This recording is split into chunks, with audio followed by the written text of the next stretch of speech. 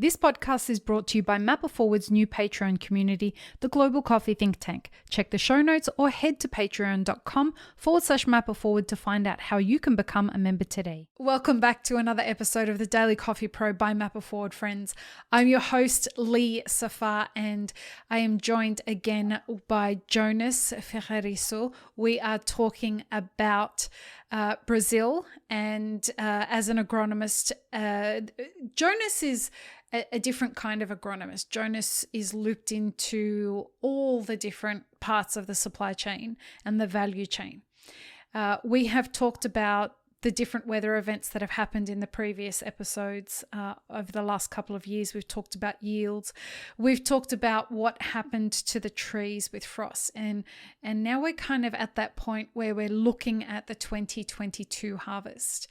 With that, though, comes some significant economic challenges, shall we say, that are not unique to this year because they were starting last year. But Jonas, let's talk about the inflation and how that's affecting the way coffee is being produced. I saw a number on from Hawaii, actually, where fertilizer was up 300%. What kind of things are you seeing? How is inflation affecting producers in Brazil? Yeah, the fertilizer crisis was the first thing that farmers faced. Was not just is not just because of a problem like currency, because most of the fertilizer, when we called about the big fertilizer, coffee needs three main nutrients to grow. It's nitrogen, potassium, and phosphorus. So Potassium? this is the potassium and phosphorus. Yes, phosphorus is correct. Yeah. So these nutrients are extracted from rocks. Just the nitrogen, not, but the potassium and phosphorus. Yeah. It's like mining. They mine, so they treat these nutrients to make it soluble from the plants. So some of these sources are located in Russia, and this explains a lot. That's a scary word right now, my friend. Yeah, and some are located in some areas in the Morocco's. I forgot the word in English. Morocco. And there's some place in Canada too. Of these two main nutrients. So during the pandemic, Russia started to not export as many raw material to make fertilizer to countries. One was Brazil, which take our agricultural ministry to go to Russia to deal with that and make it easier to the fertilizer to come to Brazil, because we are a huge country that produce a lot of crops. Coffee was one of them, but we are very how can I say dependent to other countries to source raw material to make fertilizer.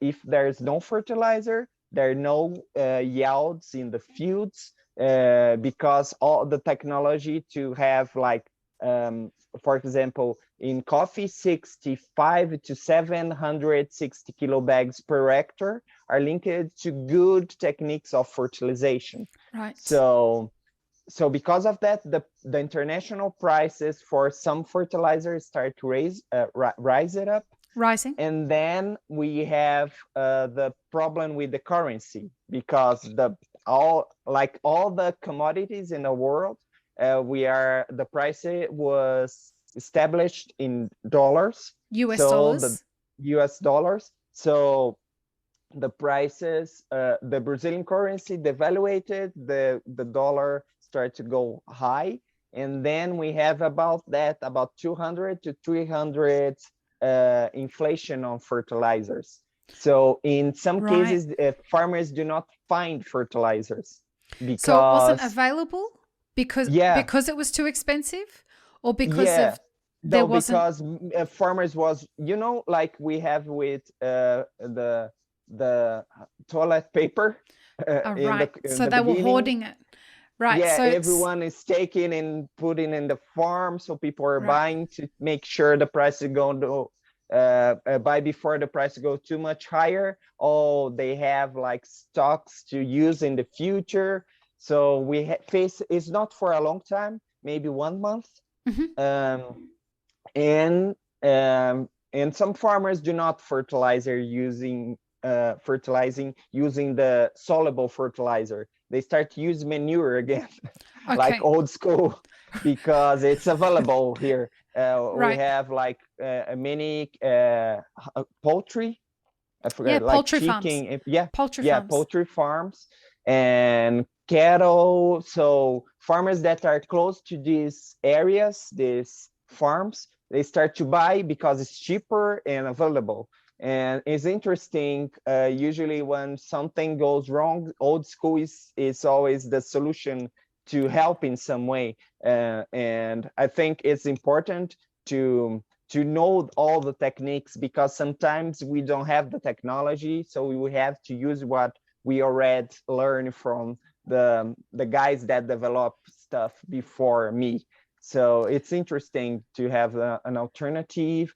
That is why many people are thinking about organic coffee. So maybe could be a solution in some way, because we don't have enough poultry areas to fertilize all the coffee in Brazil, and we don't have just coffee. We have like corn and beans. Soy.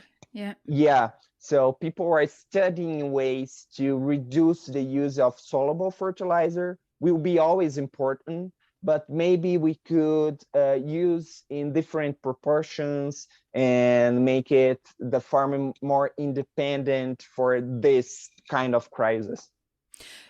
I heard a report, I believe it was on Bloomberg, where they were talking about how commodities are going to be a really interesting place for investors to start putting their money as, economies around the world start to collapse. And something, it was interesting in what they said was this will be helpful for experiments that are going to be done to help producers lower their costs and get access to better fertilizers. And what they were talking about was that human waste could now be used as a way to repurpose human waste to fix this problem of not having enough access to fertilizer. Really in my university, we study that, because there's a lot of we have like how can I say that, the place that the waste from the what is treated. I don't know the word in English. I know what you mean. Where waste treatment facilities. Yeah. We had one inside our university. Oh, wow. In my university. So they studied the mud, because the treatment of the waste, it's turned to a mud, a very dense mud, because we treat the water in order to put it back to the rivers, for example. We cannot keep it. That's why we have a facility to treat this water. So we have this mud, and there we start to use to test after the mud was stabilized. So it's not more human waste; it's just organic matter. We start to use in experiments. The main problem is the waste have metals. It's not part of my study, but I know that because I saw in some data from experiments, probably was related to some stuff that we use, not necessarily human waste, but some stuff that go in the sink with like like chemicals, like detergents and things stuff like that. So that is why it's a problem to use so much human this waste, because there's not just human waste, it's all waste from the house go to the treatment. So these heavy metals like I don't know the word like in English, mercury? like plumbum, like I forget the word. Oh my gosh. What's the word in Portuguese? It's chumbo. It's plumbum. I forget the word. I just silver? remember. Yeah, it's not silver. It's the one that is very heavy to protect from radiation, you know? That people use it to protect for radiation around the nuclear facilities. I forget the word. And I've forgotten the word, and I shouldn't have forgotten the word because I was just watching a documentary on it. But I think people are screaming at us in their cars right now, yelling out what this metal is. So these heavy metals, it's toxic, not just for humans, but for plants too. Okay. So sometimes we can't use in this mud. It's very, very fertile, like with nitrogen, potassium, all the nutrients. But the heavy metals is a problem for soil contamination. Okay. This is the only reason that in the university, sometimes we do not use for huge crops, but they start to use in small pots. That could be the soil could be controlled and then treated. Okay. So people are studying that at least in my university for more than 10 years. Yeah, now it's more than 20 years because it's 10 years since I got my degree. Yeah, so it's so it's important to understand all our possibilities. Options. Yeah, because we don't know if for example the mineral areas that we extract these minerals, it's not endless. Someday we will finish, and we have to start to understand how to use different sources of nutrients to feed the world. I always said in a day that we are understanding that a plate of food is more important than an iPhone 13, we are get value to what people are doing, because food is cheap. What I'm worried. So I go to the market and buy a bag of Ruffles and it's fine. But it's important to say that it's a very risk, how can I say that, enterprise for the farmer, because there's this huge problems that was around. No matter if I want to grow coffee or grow maize, corn and beans, if I don't have the proper inputs to do that. The food supply chain is so delicate. I mean, especially when you look at, let's not even consider that we might run out of phosphorus. Russia. Like, you just have to say Russia. We're recording this towards the end of February. A war hasn't broken out yet.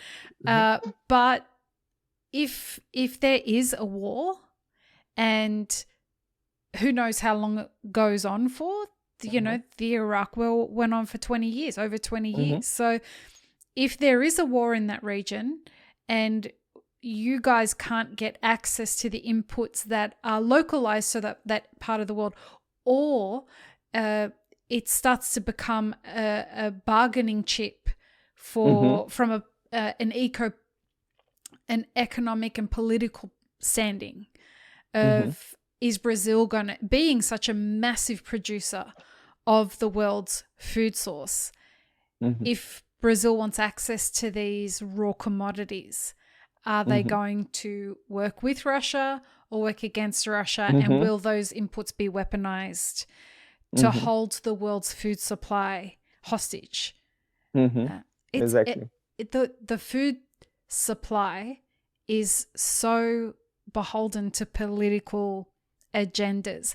And as you said, if people stopped and thought about it for a second and didn't just think, well, I'm always going to be able to go to the supermarket and get food. Until you can't. Yeah, it's just like in the pandemic, when we are in the starting, people start to buy everything like in the supermarkets, even food, and some people go there and do not find what they want, and they are very how can I say that, very frustrated. And just it was happened for, I don't know, 2 months, 1 month. People can't imagine if we don't have the raw material to do stuff that like we eat every day, like wheat. It's very important for the whole chain. So of many products that we eat. So if we have a problem in supply this, like we have in coffee, we don't know if the season will be enough coffee to supply the whole world, because of this difference between consumption and production. And people are worried, and coffee was not a primal, not primal, it's not a primary. It's primary. Yep, I got you, bro. Primary, not a primary food. So people don't realize it happens for another food that's important, like corn, rice, and wheat. That is I think is the main source of energy for many countries around the world. These three commodities that's very important for, in my opinion, corn and rice and wheat. Yeah. In the next episode, we're going to answer a question from our Patreon audience that is going to tack on very nicely to what you just said. And before we start that, we will figure out the metal that we've both forgotten. We'll be back in the next episode, folks. Peace, love, and peanut butter. Have an amazing rest of your day. Thanks, friends. If you enjoyed this video, here's what you should check out next. Consider supporting Map It Forward on Patreon, and be sure to subscribe and hit the notification bell before you leave.